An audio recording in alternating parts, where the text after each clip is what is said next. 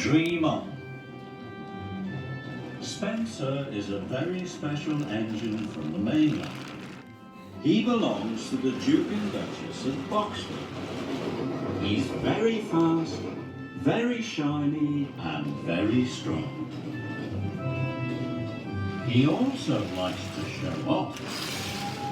The other engines didn't like that. One day, Thomas was shunting trucks at Knapford Yards.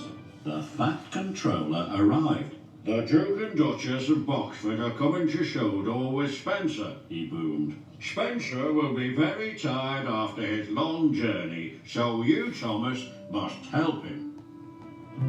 Later, Spencer arrived. Thomas was still working.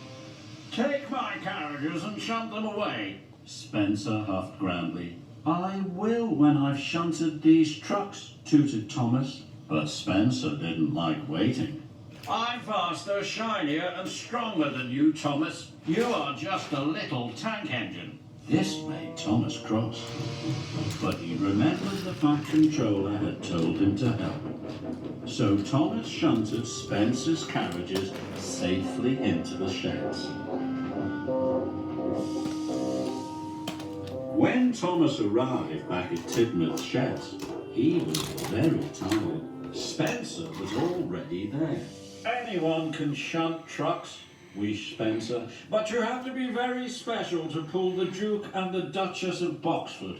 This made Thomas very cross. "I'll show that bossy boiler," Thomas puffed to Percy. "Tomorrow I'm going to be faster, shinier and stronger than Spencer." The next morning, Thomas had to collect trucks from the smelters' yards. When Thomas reached the main line, he decided he would go faster than Spencer. Thomas puffed faster and faster. He puffed faster than he'd ever puffed before. Thomas steamed past Emily. "Slow down, Thomas," she whistled. "You'll never get round the bend." Thomas slammed on his brakes. "Whoa!" tooted Thomas, terrified. Luckily, he stopped just in time. "Maybe I can't be faster than Spencer," he chuffed, "but I can still be shinier and stronger." Later, Thomas was at the washdown. "I'd like the shiniest polish ever," he tooted. Thomas was rubbed and scrubbed until he sparkled and shone. It took a very long time. Toby pulled up next to Thomas. "Look, Toby," whooshed Thomas proudly. "I've never been so shiny." Toby had an urgent message for Thomas. "You have to shunt stone at the quarry," he steamed. "They're waiting for you now." So Thomas puffed quickly home. Thomas arrived at the quarry. "My," said Mavis, "you're the shiniest engine I've ever seen." Thomas was pleased. He puffed off proudly. Thomas's trucks were filled with stone. All his sparkle and shine had gone.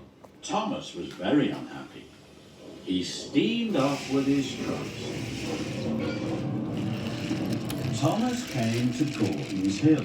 He had never puffed up it with such a heavy load.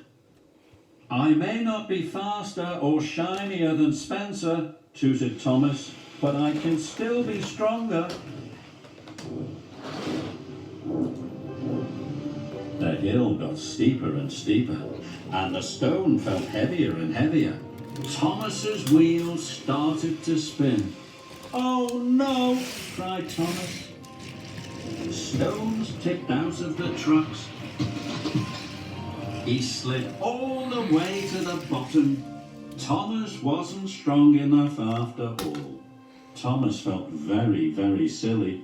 "All day I've tried to be faster and shinier and stronger than Spencer," he wheezed, "and I'm not." Thomas felt terrible.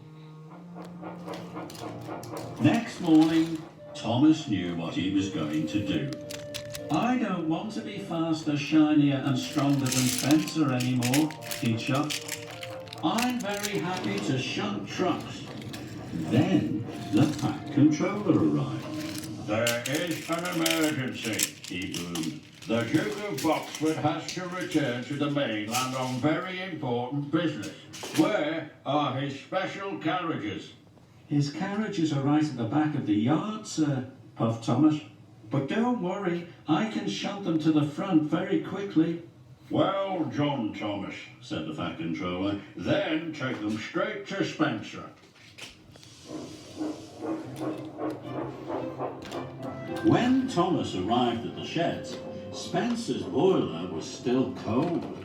You might be the fastest, shiniest and strongest engine, but you're the slowest to get fired up, Thomas tooted cheekily.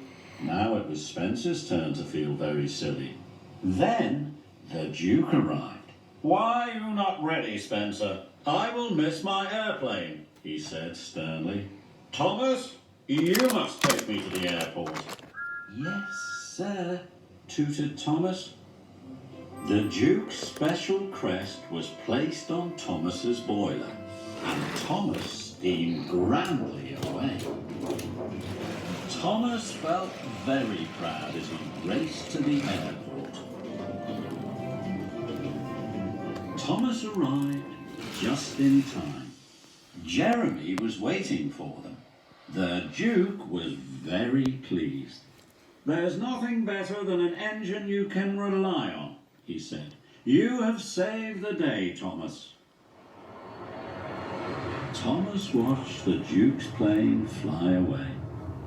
Thomas knew he wasn't faster, shinier or stronger than Spencer, but he was certainly reliable. And that was a very useful thing to be.